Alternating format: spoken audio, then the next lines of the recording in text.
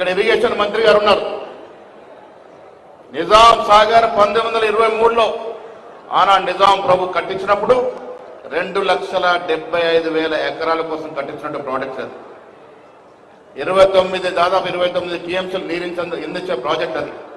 క్రమేణా సిల్ట్ వచ్చి ఇసుక వచ్చి మట్టి పెట్టి దాదాపు 17 టీఎంసీలు అరించకపోతే 11 టీఎంసీలకే వచ్చినప్పుడు 1970లో ఆధునీకరణ చూసి 2 మీటర్లు ఎత్తు పెంచడం వల్ల మళ్ళొక 12 టీఎంసీ నీరు తెచ్చుకోగలిగినాం. పెద్దలు ఇక్కడ ఉన్నారు, మంత్రి గారు, మీకు విజ్ఞప్తి చేస్తా ఉన్నాను, ఎంత వ్యయమైనా ఎంత ఖర్చు అయినా మీరు ఇవాళ వాగ్దానం చేయాల్సిందే. నిజాం సాగర్ ప్రాజెక్టుని డీసిల్టేషన్ చేయడం, డీసెడిమెంటేషన్ చేయండి, తద్వారా ఇంకొక 1,00,000 ఎకరాలు నీరు అందించిన అవకాశం వస్తుంది. మీరు ఇక్కడ పెద్దలందరూ కూడా ముఖ్యమంత్రిని ఒప్పిద్దాం, నిధులు ఎక్కడికెళ్ళానో తీసుకురండి, నిజాం సాగర్ని మాత్రం డీసిల్టేషన్ చేయండి, తద్వారా ఇంకొక 1,00,000 అదనంగా ఎకరాలకు నీరించే అవకాశం ఉంది. కాబట్టి మంత్రి గారు దీని మీద స్పందించాల్సిందిగా నేను ఒక ఎమ్మెల్సీగా పిసిసి అధ్యక్షుడిగా మిమ్మల్ని కోరుతా ఉన్నాను. అదేవిధంగా శ్రీరామ్ సాగర్ ప్రాజెక్ట్ 1963లో నెహ్రూ గారు ప్రారంభించిన ప్రాజెక్ట్ అది. ఈ దేశంలోనే గొప్ప ప్రాజెక్ట్. ఆనాడు 7 లక్షల పైచులకు ఎకరాలకు డిజైన్ చేస్తే ఇవాళ పివి నరసింహారావు ఇచ్చిన నిధుల వల్ల అధికరణ చెంది ఇలా 9.5 లక్షలకు పైగా మనం నీరు అందిస్తా ఉన్నాం. దాంట్లో కూడా సిల్ట్ వచ్చింది, దాంట్లో కూడా మట్టి వచ్చింది, ఇసుక వచ్చింది. అది కూడా డీసెల్టేషన్ చేయండి, ఇంకొక 2-2.5 లక్షల ఎకరాలకు అదనంగా నీరిచ్చే అవకాశం ఉంటుంది. కాబట్టి వ్యయం ఎంతైనా దాన్ని మీరు ఇవాళ పోతూ మాకు మాటిచ్చిపోవాల్సిందిగా నేను ఉత్తమ్ కుమార్ రెడ్డి గారు విజ్ఞప్తి చేస్తా ఉన్నాను. ఇది ప్రజల కోసం. ఉత్తమని చెప్తా ఉన్నాను, 1923లో నిజాం సాగర్ ప్రాజెక్ట్ వచ్చినప్పుడు ఇక్కడికి ప్రకాశం జిల్లా, కృష్ణా జిల్లా, గుంటూరు జిల్లా నుంచి వచ్చి వ్యవసాయాలు స్థిరపడి వ్యవసాయం చేయడమే కాకుండా మాకు కూడా వ్యవసాయం నేర్పించిన సందర్భం. ఇలా బాన్స్వాడ కానీ, గోదాని కానీ, డిస్పెల్లో కానీ ఆంధ్ర రైతులు వచ్చి స్థిరపడినారంటే ఆనాడు యొక్క నిజాం సాగర్ యొక్క గొప్పతనం. ఎవరు? నిజామే తీసుకొచ్చాడు. నిజాం హయాంలో ఎంకరేజ్ చేశాడు, నిజాం ప్రోత్సాహం చేసి తీసుకొచ్చినాడు రైతుల్ని. రైతులు వచ్చినటువంటి సస్యశ్యామలైన జిల్లా క్రమేణా పంట పడిపోతా ఉంది, నీరు తగ్గుతా ఉంది. మళ్ళీ పూర్వం రావాలి అంటే అది కాంగ్రెస్ పార్టీ వల్లే అవుతుంది, అయి తీరుతుంది. గతంలో చూసాం పనికిరాని కాళేశ్వరం ప్రాజెక్ట్.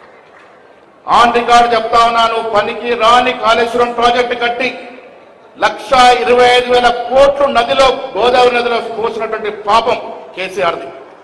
ఎందుకు పనికిరాని ప్రాజెక్ట్ అది? 10 సార్లు ఎత్తి పోస్తే కానీ మల్లన్న సాగర్కు నీరు రాదు. 1 ఎకరం నీరు బారాలంటే 60,000 రూపాయల కరెంటు బిల్లు అవుతుంది. ఎవడిల్లు అమ్ముకొని కడతాము? ఎవడి వల్ల సాధ్యమవుతుంది? అనాలోచితంగా ఆచరణ సాధ్యం కాని ప్రాజెక్టు కట్టి మన డబ్బంతా నీళ్ళలో పోసినటువంటి పాపం. అందుకే ప్రజలు, రైతులు కాంగ్రెస్ మీద నమ్మకంతో మన అధికారం తీసుకొచ్చినారు. ఒక దూర ప్రణాళిక, ఒక పద్ధతి ప్రకారం చేసే పనులు కాంగ్రెస్ పార్టీ చేస్తుంది. కాబట్టి భవిష్యత్తులో మళ్ళీ నిజామాబాద్కి పూర్వ ధనాగార జిల్లాగా మార్చాలి అంటే అది మన వల్లే సాధ్యమవుతుంది, మన ప్రభుత్వం వల్లే సాధ్యమవుతుంది. కాబట్టి ఆ దశగా మీరు ఆలోచించాల్సిన విజ్ఞప్తి చేస్తా ఉన్నాను. 2021-22 ప్రాజెక్ట్స్ ప్యాకేజీలు 20 అయిపోయింది. 21-21ఏలో ఇంకొక 600 కోట్ల అవసరం ఉంది. మీకు ధన్యవాదాలు, మన రివ్యూ చేసినారు, నేను కూడా పాల్గొన్నాను. 600 కోట్లు ఇచ్చి కూడా 21-21/A ప్రాజెక్టు కూడా 22 ప్యాకేజీని కూడా మీరు ఆదుకోవాల్సిందని విజ్ఞప్తి చేస్తా ఉన్నాం. ఇవాళ నిజామాబాద్కు వచ్చినారు ఉత్తమన్న, నిజామాబాద్కు వచ్చినారు, ఈ వరలను ఇచ్చిపోవాల్సిందే. డబ్బులు ఎంతైనా మీరు ఏ రకంగా ఒప్పిస్తారో, మమ్మల్ని తీసుకెళ్తారో, ముఖ్యమంత్రిని ఎట్లా ఒప్పిస్తారో ఒప్పించాలి, కానీ ఇవి మాత్రం మాకు కావాలి అన్నటువంటి మాట మీకు విజ్ఞప్తి చేస్తా ఉన్నాం. నిజామాబాద్ రాజకీయంగా చాలా చైతన్యవంతమైన జిల్లా. అరుగులు రాజారాం లాంటి పెద్ద నాయకులు ఏలిన జిల్లా. ఇక్కడ వాతావరణం రాజకీయం సామరస్యంగా ఉంటుంది. మిత్రులు బీజేపీ శాసకులు ఉన్నారు, ఆంధ్ర రాయలసీమ వల్ల గొడవలు ఉండవు. ఇక్కడ సామరస్యంగా మంచి పరికరంతో ముందుకు పోతాం. మనకు పార్టీలు కాదు ముఖ్యం, ఎన్నికల వరకే పార్టీలు. ఎన్నికలు అయిపోయి ఇలా జిల్లా అభివృద్ధి కోసం అందరూ కలిసి రావాలి, అందరం ముఖ్యమంత్రి దగ్గర పోదాము, మనకు రావాల్సిన నీరు, మనకు రావాల్సిన ప్రాజెక్టు తెచ్చుకుందామనే మాట కూడా ఈ సందర్భంగా మనం చేస్తా ఉన్నాను. జిల్లా మంత్రి యువకుడు ఉత్సాహవంతుడు జూపల్లి గారు ఉన్నారు. నాయకత్వం వహించండి. మా జిల్లాకు రావాల్సిన ప్రాజెక్టులు, నీళ్లు, ప్యాకేజీలన్నీ కూడా మీ సారథ్యంలో సహకారం కావాలని ఈ సందర్భంగా కోరుకుంటూ మళ్ళీ చెప్తా ఉన్న మిత్రులారా, రైతులందరికీ ఇది మీ ప్రభుత్వం, ఇది పచ్చ కండువాల ప్రభుత్వం. మీ ప్రభుత్వాన్ని మీరే కాపాడుకోవాల్సిందిగా, వెన్నుదండుగా ఉండాల్సిందిగా నేను విజ్ఞప్తి చేస్తా ఉన్నాను.